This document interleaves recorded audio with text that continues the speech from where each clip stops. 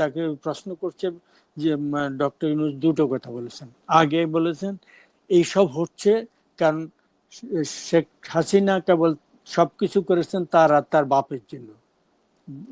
বাপ কিন্তু রাষ্ট্রের স্থপতি, তিনি খুব অবমাননাকর ভাবে বলেছেন তার বাপের জন্য, এই একটা। ফলে ওইটা কয়েকদিন আগে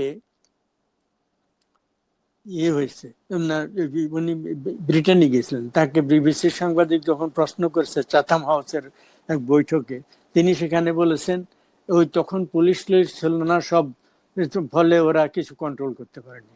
আচ্ছা, এই একটা। কিন্তু এই যে এতগুলো স্থাপনা, এতগুলো অবমাননা, এত কিছু ধ্বংস হয়ে গেল, তারপর একটা সিঙ্গেল উনি বা ওনার সরকারের কোনো একটি ব্যক্তি একটি শব্দ দুঃখবোধ বা এটা নিন্দা, এটা খারাপ কাজ হয়েছে, কেউ একটা শব্দ বলেননি। নট